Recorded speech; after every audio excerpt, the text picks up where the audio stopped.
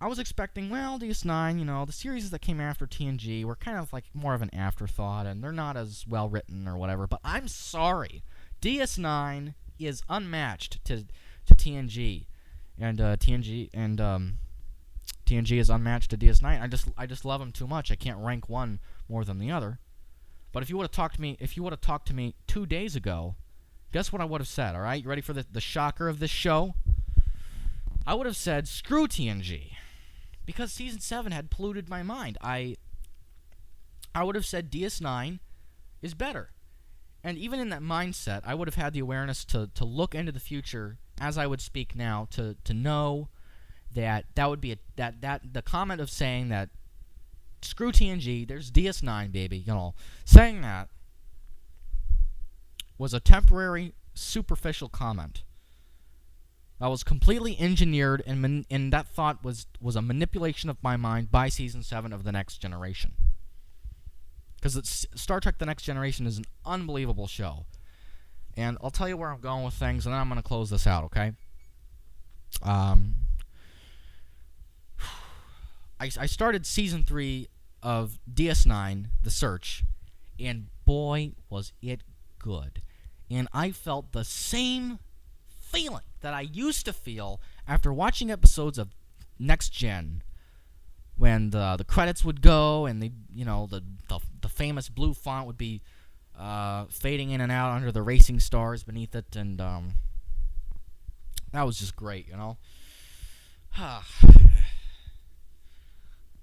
Oh, I'm cracking my neck. You can't hear it because I haven't cracked it yet, but one of these shows I'll have to crack. I'm getting woozy here. I'm getting tired, but I watched The Search, and it was an incredible show, and just DS9 was a great show. But what happened was you see, I had to pay this minor bill at the library. I had to pay a fee of, well, the fee wasn't important. It was $113, but the library got to turn your stuff in on time. But I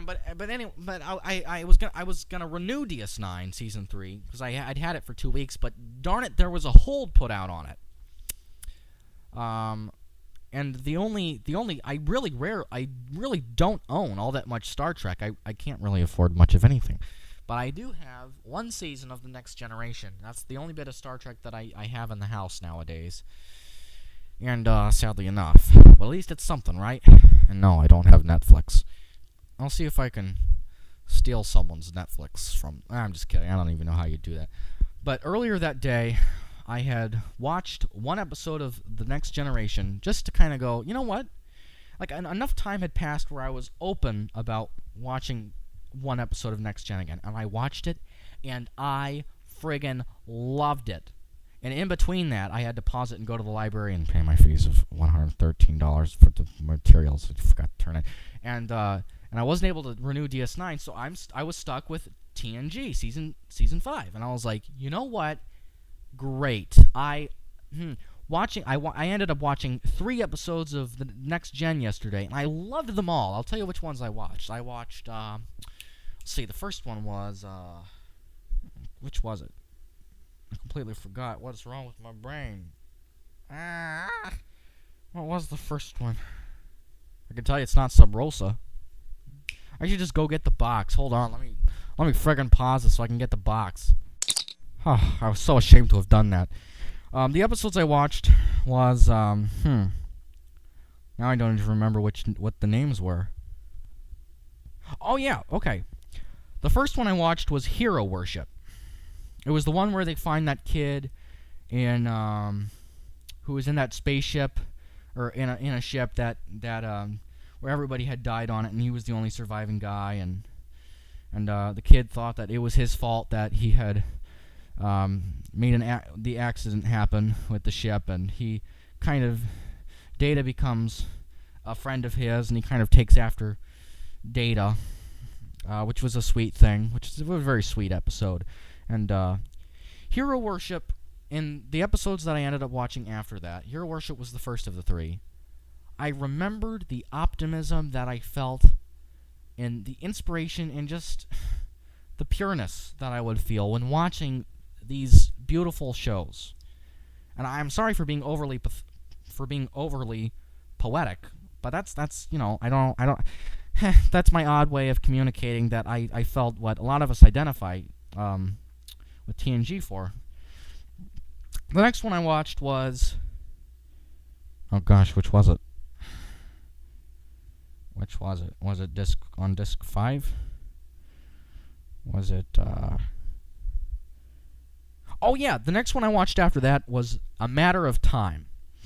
That's one where this guy gets a hold of a time-traveling vessel of some kind from a future century, from a guy who had time traveled to the 22nd century, and a guy in the 22nd century had apprehended the future time-traveling vessel from that guy and went to the 24th century to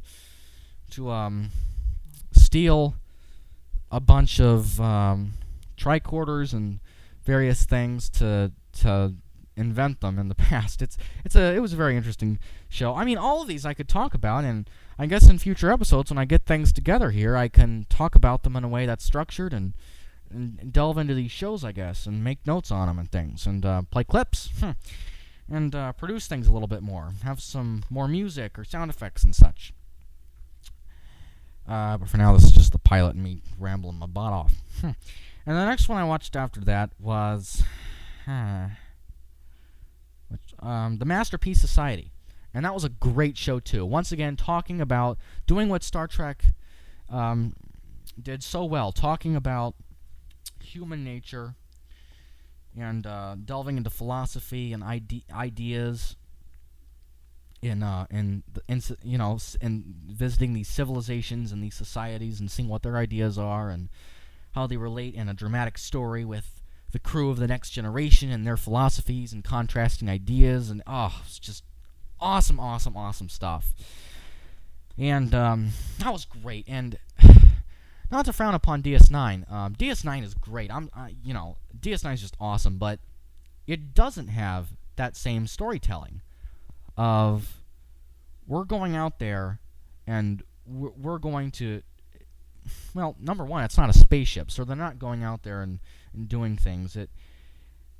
TNG was almost, it was expansive, it was going out there, it was boldly going where no one had gone before, it was positive, it was outreaching, it was bold and exciting, and DS9 was kind of more of a, it was the most flawed area of Starfleet, which was great to see. To see that there are still people with flaws, and when you place them in difficult situations, there is inherent conflict in that, and just the brilliance of having characters like Odo and Kira, who were not members of Starfleet, who were a part of our main cast. It was great. DS9's was talking about, I think they talked about religious issues later on. I haven't gotten into that a lot. There's a lot of crap with the prophets and stuff, which I don't really get into, but DS9 it seems to be, and I've only seen the first 2 seasons so far, and have just seen the first episode of the third, and I'm gonna have to get season 3 from the library again. And it'll take a while to get here. And boy, is it taking Mission Impossible Ghost Protocol a while to get here, because every single 12-year-old is putting a hold out on that movie. But DS9 was talking about kind of like the politics of the 24th century, and how all of the aliens correlate with that, all the different, well, not aliens, better stated, the different species that are out there, because Star Trek established that on Earth everything is great, and Earth isn't. Here's the thing about Star Trek which I appreciate. Gene Roddenberry and the Star Trek philosophy didn't come off as some kind of new world order globalist crap, okay, because they still have individual countries and things like that, and it was about just there's still individual nations, and it's not some kind of one world government. I think Star Trek is one of the purest, good-hearted shows ever, if not the most. And just between you and I, Star Trek: The Next Generation has actually meant more to me than the original series, as far as what it's done. We're finally getting good here. TNG had all its problems fixed. Like, what I'm saying is, everybody on the ship got along, and they could face the problems that they encountered together. Whereas DS9, there was conflict within the people, who were facing conflicts, and that created even more conflict. And there's the environment.